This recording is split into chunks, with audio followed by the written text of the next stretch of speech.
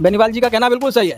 अगर सरकारी स्कूलों की हालत सुधारनी है, सरकारी स्कूलों की हालत सुधारनी है तो सरकारी स्कूलों में सबसे पहले जो बेसिक शिक्षा अधिकारी हैं उनके बच्चों को पढ़ना चाहिए। वहाँ पे सरकारी स्कूल में सबसे पहले उस ग्राम प्रधान के बच्चों को पढ़ना चाहिए, उस विधानसभा के विधायक के बच्चे का एडमिशन उसी प्राथमिक विद्यालय में होना चाहिए। अपने आप सुधर जाएंगे ये। और मैं कह रहा हूँ कि इसमें जो सरकार की जो मंशा है वो बहुत गलत है। सरकार क्या चाहती है, इससे एक जगह नहीं कई जगह बार कर रही है। एक तो जब सरकारी विद्यालय नहीं बचेंगे तो आप समझ लीजिए, सरकारी विद्यालय अगर हमने 27,000 बंद कर दिए तो 27,000 विद्यालयों में जो शिक्षकों की भर्ती होने वाली थी उस भर्ती से इनको मुक्ति मिल गई।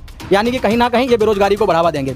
चूंकि मध्यम वर्ग ही है जिसका बच्चा आज के समय में 1 लाख 2 लाख रुपए खर्च करके कोई बीटीसी कर रहा है, कोई डीएलएड कर रहा है, कोई बीएड कर रहा है, और तो फिर इन विद्यालयों की मान्यताओं को क्यों नहीं खत्म कर देते हैं? आप ये कोर्स बंद करवा दीजिए। इसमें मध्यम वर्ग पिस रहा है। मध्यम वर्ग का बच्चा अपनी मेहनत से वो अब 2 लाख रुपए खर्च करके बीएड कर रहा है और भविष्य में कोई संभावना नहीं है कि उनको नौकरी मिलेगी, क्योंकि जब विद्यालय बंद हो जाएंगे नौकरी कहाँ पे मिलेगी?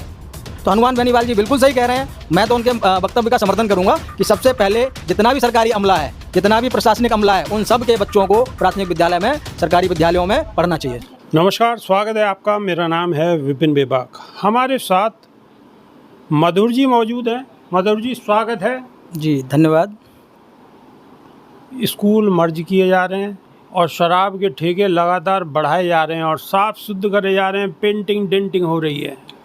एक बात जोड़ना शायद आप भूल गए, कावड़ यात्रा पे भी फूल बरसाए जा रहे हैं हेलीकॉप्टर से बड़े बड़े अधिकारियों को पैर दबाने में लगाया जा रहा है।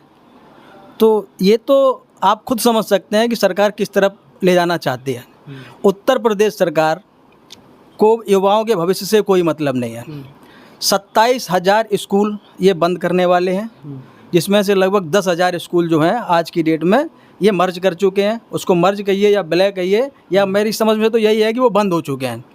अब मैं ये नहीं समझ पा रहा हूँ कि कावड़ यात्रियों को तो आप हेलीकॉप्टर से फूल वर्षा करवाना चाहते हैं, उस पर आपका जो बजट खर्च होता है, आप कहते हैं कि वहाँ कोई उपद्रवी नहीं है, उनकी जो माहौल ख़राब करते हैं वो कहीं ना कहीं किसी दूसरे विपक्ष के लोगों के भेजे हुए गुंडे हैं, तो आप उस चीज़ को डाइवर्ट कर जाते हैं दूसरी तरफ। लेकिन स्कूल मर्ज पे आप अभी एक भी बात बोलना नहीं चाहते। विपक्ष में भी समाजवादी पार्टी बोलो। हाँ, समाजवादी पार्टी के गुंडे हैं, लेकिन कभी स्कूलों को लेकर के उन्होंने कोई मुद्दा उठाया?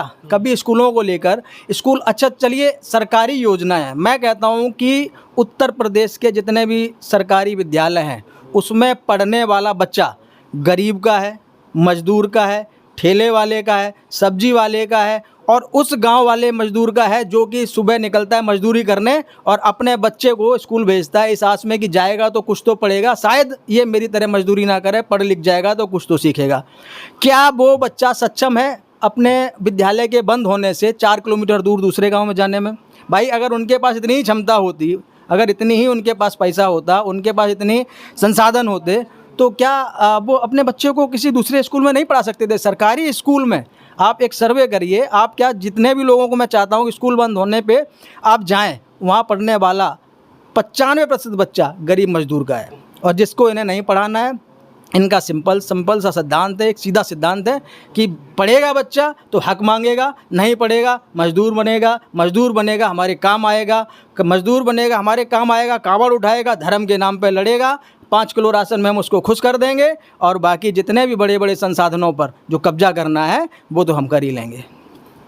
राजस्थान के नेता हनुमान बेनीवाल, उनका एक बयान आया है। उनका कहना है कि सरकार को करना चाहिए कि जितने भी विधायक, एमपी, एमएलए जो भी नेता हैं, उनके बच्चे सरकारी स्कूल में पढ़ने चाहिए, तो सरकारी स्कूलों की हालत अपने आप ही सुधर जाएगी। नहीं, बिल्कुल सही कह रहे हैं, बेनीवाल जी का कहना बिल्कुल सही है। अगर सरकारी स्कूलों की हालत सुधारनी है, तो सरकारी स्कूलों में सबसे पहले जो बेसिक शिक्षा अधिकारी हैं उनके बच्चों को पढ़ना चाहिए। वहाँ पे सरकारी स्कूल में सबसे पहले उस ग्राम प्रधान के बच्चों को पढ़ना चाहिए, उस विधानसभा के विधायक के बच्चे का एडमिशन उसी प्राथमिक विद्यालय में होना चाहिए। अपने आप सुधर जाएंगे ये। और मैं कह रहा हूँ कि इसमें जो सरकार की जो मंशा है वो बहुत गलत है। सरकार क्या चाहती है, इससे एक जगह नहीं कई जगह बार कर रही है। एक तो जब सरकारी विद्यालय नहीं बचेंगे तो आप समझ लीजिए, सरकारी विद्यालय अगर हमने 27,000 बंद कर दिए तो 27,000 विद्यालयों में जो शिक्षकों की भर्ती होने वाली थी उस भर्ती से इनको मुक्ति मिल गई। यानी कि कहीं ना कहीं ये बेरोजगारी को बढ़ावा देंगे। चूँकि मध्यम वर्ग ही है जिसका बच्चा आज के समय में 1 लाख 2 लाख रुपए खर्च करके कोई बीटीसी कर रहा है, कोई डीएलएड कर रहा है, कोई बीएड कर रहा है, और तो फिर इन विद्यालयों की मान्यताओं को क्यों नहीं ख़त्म कर देते हैं? आप ये कोर्स बंद करवा दीजिए। इसमें मध्यम वर्ग पिस रहा है। मध्यम वर्ग का बच्चा अपनी मेहनत से वो अब 2 लाख रुपए खर्च करके बीएड कर रहा है और भविष्य में कोई संभावना नहीं है कि उनको नौकरी मिलेगी, क्योंकि जब विद्यालय बंद हो जाएंगे नौकरी कहाँ पे मिलेगी? तो हनुमान बेनीवाल जी बिल्कुल सही कह रहे हैं। मैं तो उनके वक्तव्य का समर्थन करूंगा कि सबसे पहले जितना भी सरकारी अमला है, जितना भी प्रशासनिक अमला है, उन सब के बच्चों को प्राथमिक विद्यालय में, सरकारी विद्यालयों में पढ़ना चाहिए। लेकिन लगातार अगर शराब के ठेकों की बात की जाए तो संख्या उनकी बढ़ाई जा रही है और उन पे बड़ी साफ सफाई, डेंटिंग पेंटिंग, बड़ी अच्छी अच्छी दुकानें और महा ठंडी और गर्म ठंडी और थोड़ी सी ज़्यादा ठंडी और नए नए नाम लिखे जा रहे हैं। मधुशाला तो पाठशाला के पे भारी पड़ी रही है, इसमें कोई शक नहीं है। और सरकार को सिर्फ और सिर्फ एक ही चीज़ दिख रही है कि कैसे कमाई कर लें, कैसे गरीबों को लूट लें। आप इसका भी एक सर्वे कराइए, इस पर भी एक आंकड़ा आएगा कि दारू पीना, मधुशाला में जाना या उन ठेकों पे सबसे ज़्यादा जो भीड़ होती है वो भी उन्हीं गरीब मजदूरों की होती है। जो 5 किलो राशन सरकार देती है वो 5 किलो में 2.5 किलो बेच देते हैं। उस 2.5 किलो से जो रुपया मिलता है उसी मधुशाला में पहुंचते हैं, वहां से कुछ लेते हैं, घर पे जाके कुछ ना कुछ आपराधिक कृत्य करते हैं।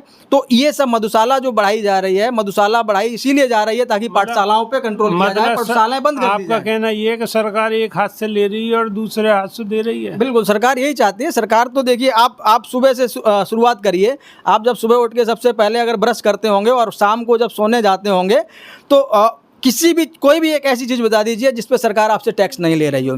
चूँकि गरीब आदमी है वो टैक्स नहीं दे रहा है, जिसकी आमदनी ही नहीं है वो टैक्स क्या देगा? तो उसको जो सरकार दे रही है वो वापस ले रही है।